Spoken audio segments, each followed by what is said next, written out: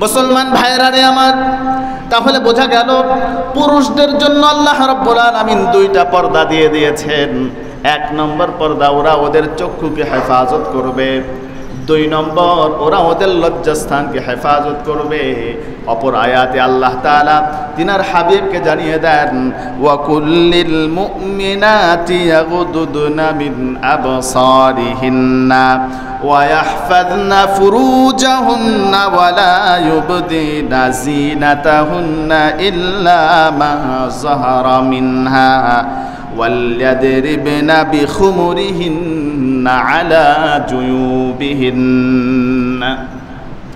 নারীদের ব্যাপারে আল্লাহ রাব্বুল আলামিন কোরআনুল কারীমের মধ্যে বলেন, ওয়া কুল্লিল মুমিনাত, ও আমার বন্ধু, আমার হাবিব, আপনি আপনার উম্মতের নারী সম্প্রদায়কে বলে দিন, ওয়া কুল্লিল মুমিনাতি ইয়াগুদ্দুদনা মিন আবসারিহিন্না, ওরাও যেন ওদের চক্ষুকে হেফাজত করে।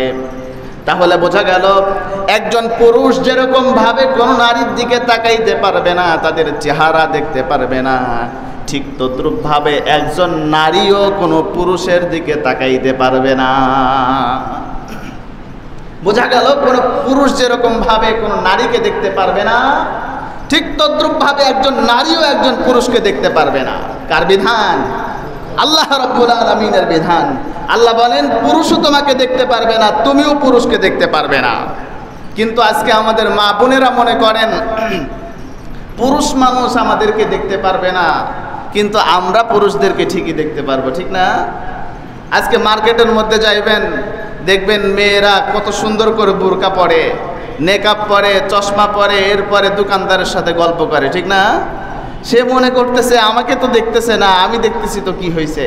আমার মা বোনেরা জানে না কোরআনের বিধান, একজন পুরুষ যেরকম ভাবে একজন নারীকে দেখতে পারবে না, ঠিক তদ্রুপ ভাবে একজন নারীও একজন পুরুষের দিকে তাকাইতে পারবে না। সরাসরি আল্লাহ কোরআনে বলেছেন, ওয়া কুল্লিল মুমিনাত ইয়াগুদুদনা মিন আবসারিহিন্না, খবরদার কোন পুরুষের দিকে তুমি তাকাইতে পারবে না। যাদের সাথে দেখা দেওয়া তোমার জন্য হারাম, তাদের চেহারার দিকে তাকানো তোমার জন্য হারাম। তাহলে বোঝা গেল এক নম্বর বিধান নারীদের জন্য আল্লাহ রাব্বুল আলামিন বলে দিলেন, ওয়া কুল্লিল মুমিনাতি ইয়াগুদুদনা মিন আবসারিহিন্না, ওরাও যেন ওদের চক্ষুকে হেফাজত করে। ওয়া ইয়াহফাযনা ফুরুজাহুন্না, দুই নম্বর আল্লাহ রাব্বুল আলামিন বলেন ওরাও যেন ওদের লজ্জাস্থানকে হেফাজত করে, ওরা যেন অপাত্রে ওদের লজ্জাস্থানকে ব্যবহার না করে। তিন নম্বর, ওয়ালা ইউবদিনা যিনাতাহুন্না, আল্লাহ রাব্বুল আলামিন বলেন ওয়ালা ইউবদিনা যিনাতাহুন্না, তোমরা তোমাদের সৌন্দর্যকে ওপেন করো না, তোমাদের সৌন্দর্যকে গোপন রাখো, তোমাদের সৌন্দর্যকে গোপন রাখো, পরপুরুষকে দেখাইও না। আল্লাহ রাব্বুল আলামিন তাহলে নারীদেরকে তিনটা পর্দার কথা বললেন। এক নম্বর চক্ষু হেফাজত করা, দুই নম্বর তাদের লজ্জাস্থানকে হেফাজত করা, তিন নম্বর পর্দা হলো শরীরের সৌন্দর্যকে গোপন রাখা। কোরআন বলেছে সৌন্দর্য গোপন রাখবার জন্য, আল্লাহ বললেন, কোরআন বললেন, শরীয়ত বললেন সৌন্দর্য গোপন রাখবার জন্য। এই সৌন্দর্য গোপন রাখার জন্য যদি মার্কেটের সবচেয়ে নিম্ন মানের কাপড় দিয়েও যদি সৌন্দর্য গোপন রাখা যায়, শরীয়ত বলছে এটার নাম পর্দা। সালার চট পরেও যদি সৌন্দর্য গোপন রাখা যায়, ইসলাম বলে এটার নাম পর্দা। মার্কেটের সবচেয়ে কম দামের কাপড় পরেও যদি সৌন্দর্য গোপন রাখা যায়, কোরআন বলছে এটার নাম পর্দা। আল্লাহ বলছেন এটার নাম পর্দা, শরীয়ত বলছে এটার নাম পর্দা। আর সৌদি আরবের উন্নত মানের বোরকা পরেও যদি সৌন্দর্য গোপন না হয়, ওপেন হয়, ইসলাম বলে তুমি পর্দা করো নাই, তুমি ফ্যাশন করেছ। বোঝা গেল মিশরের, ওমানের, আরব কান্ট্রির উন্নত মানের বুরকা পরার পরেও যদি সৌন্দর্য ওপেন হয়, গোপন না হয়, কোরআন বলে ও বোন তুমি পর্দা করো নাই, তুমি যেন বুরকা পরেও ফ্যাশন করেছ। শরীয়তের মূল বিষয় হচ্ছে সৌন্দর্য গোপন রাখা। সবচেয়ে নিম্নমানের কাপড় পরেও যদি সৌন্দর্য গোপন করা যায়, কোরআন বলে এটার নাম পর্দা, শরীয়ত বলে এটার নাম পর্দা। আল্লাহ বলেন এটার নাম পর্দা। আর উন্নত মানের কাপড় পরেও যদি গোপন না রাখা যায়, ইসলাম বলে এটার নাম পর্দা না, এটার নাম ফ্যাশন। দেখেন শয়তান আমাদেরকে কিভাবে ধোঁকা দিয়েছে। আমাদের মা বোনদেরকে শয়তান দুইভাবে ধোঁকা দিয়েছে। কাউকে শয়তান উলঙ্গ করে ধোঁকা দিয়েছে, আবার কাউকে বোরকা পরাইয়া ধোঁকা দিয়েছে। মডেলিং জগতের অসভ্য নর্তকীদেরকে এমনভাবে ধোঁকা দিয়েছে যে ধোঁকা দিতে দিতে তাদেরকে এমন একটা পর্যায়ে নিয়ে গিয়েছে যে রাস্তার মধ্য দিয়ে হাফ প্যান্ট পরে ঘুরে, এরপরেও তাদের কোনো লজ্জা লাগে না। কথা বলেন ঠিক কিনা?